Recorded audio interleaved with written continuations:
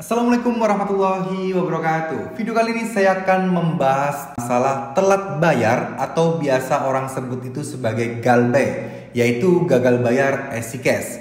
Nah, di video kali ini saya akan membahas curhatan dari salah satu penonton yang ada di kolom komentar. Bang, apakah e-Cash saat ini sudah ada DC lapangan dan akan bisa membawa kita ke jalur hukum, diproses ke pengadilan dan lain sebagainya? Karena beliau mendapatkan WA kemarin kalau beliau itu akan segera dilaporkan dengan pasal penggelapan dana e-Cash oleh yang mengaku adalah DC pinjol e-Cash yang akan dijemput juga oleh langsung petugas kepolisian yang akan dibawa ke kantor polisi. Teman-teman semua, jika teman-teman masih telat bayar atau gagal bayar e-Cash dan kemudian teman-teman ini ketakutan akan segera diproses hukum di pengadilan, sebelum saya bahas benar dan tidaknya, yuk kita pahami dan kita pelajari baik-baik. Sebenarnya masalah hutang itu, hutang baik di pinjaman konvensional, offline atau pinjaman online itu mempunyai aturan-aturan tersendiri. Baik cara penagihannya, cara implementasinya, dan skema untuk penyaluran dananya. Maksudnya bagaimana? Ya, kalau kalian pinjaman online berarti ya harus dibayarkan secara online juga. Bukan berarti ada DC datang jemput uang kalian, enggak teman-teman. Terus lalu kemudian masalah DC lapangan. e-Cash sejauh ini kalau sepengetahuan saya dan teman-teman yang ada di grup masih belum ada yang didatengin DC lapangan. Cuman memang ada rumornya bahwa beberapa bulan lagi e-Cash juga mulai seperti Akulaku, Kredivo menggunakan jasa pihak ketiga atau dengan kata lain DC-nya outsource dari perusahaan yang memang bergerak di bidang penagihan hutang. Ya gampangannya ya perusahaan DC lah ya. Itu sudah ada wacana dan memang rumornya seperti itu. Tapi sampai sekarang masih belum ada informasi yang akurat tentang sudah ada nggak sih yang didatengin DC ke rumah atau ke kantor kalian. Artinya kalian itu nggak bakal didatengin. Jadi nggak usah takut dengan berbagai ancaman seperti itu.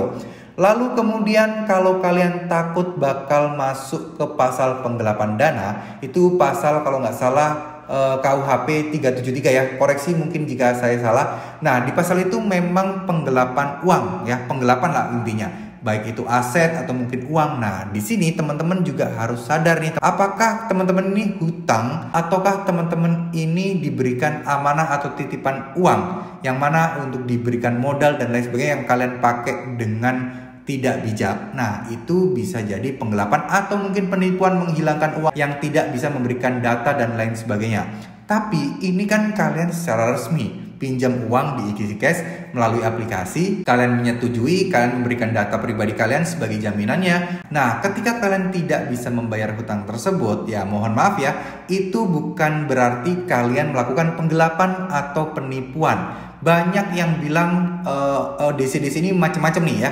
DC yang bilang bahwa itu pencucian uang, bahwa pembawa kabur uang, terus maling uang, terus penggelapan dana perusahaan. Itu banyak teman-teman. Tapi yang perlu kita garis bawahi di sini adalah kalian ketika meminjam secara resmi, secara sesuai SOP, itu tidak bisa dikategorikan dari segi penggelapan dana. Nah, apakah mungkin dibawa ke jalur hukum mendapat surat pengadilan terus kemudian disidang? Nah, jawabannya mungkin sekali, pasti bakal tetap ada kemungkinan jika mereka membawa ke jalur hukum. Tapi secara logika balik lagi, sudah berapa orang yang dibawa ke jalur hukum? Toh kalau memang banyak kok nggak ada nih beritanya. Berarti kesimpulannya adalah karena pinjol itu jarang banget kasus membawa ke jalur hukum, makanya tidak pernah muncul di berita. Ada paling satu atau dua, yang mana kalian juga harus mikir juga, kalau e-Cash membawa kalian ke jalur hukum, bukannya itu biaya yang lebih banyak lagi yang harus dikeluarkan e-Cash hanya untuk menagih hutang kalian. Bayangkan harus membiayai tim kuasa hukum yang mungkin nggak cuma ngurusin masalah receh-receh seperti ini. Ya mereka rugi kan, katakanlah utang kalian cuma 5-10 juta. Tapi biaya pengadilan total bisa sampai 10 juta lebih. Ya jadinya mereka nggak dapat apa-apa kan. Itulah senjata-senjata mereka yang digunakan atau ditujukan untuk menakuti kita-kita yang galbay atau telat bayar. Biar kita mikir, biar kita mencari dana talangan secepatnya. Biar kita bisa segera membayar hutang-hutang kita di e-Cash. Ingat, e-Cash memang pinjol legal yang mana diawasi ketat dan juga mengikuti aturan-aturan dari OJK.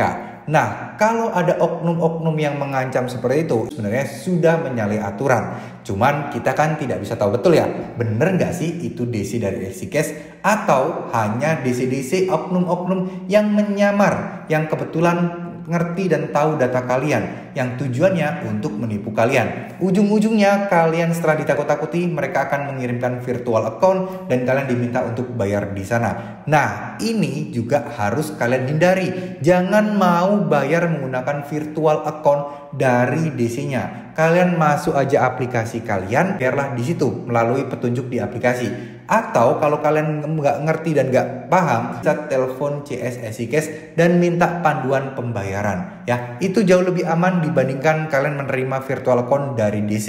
Karena virtual account itu juga bisa dimanipulasi, bisa dibikin, dan ini sudah mulai banyak korbannya juga. Saya bayar pakai virtual account atas nama saya sendiri, tapi kok nggak masuk ke EasyCash, tapi masuknya ke tempat lain atau kantong penipu-penipu tersebut, teman-teman. Oke ya, semoga informasi ini bisa bermanfaat dan ini bisa memberikan kalian ketenangan. Gak usah takut, teman-teman. Yuk terus semangat, positive thinking aja. Saya yakin kalian pasti bisa melewati semua ini. Terima kasih. Wassalamualaikum warahmatullahi wabarakatuh.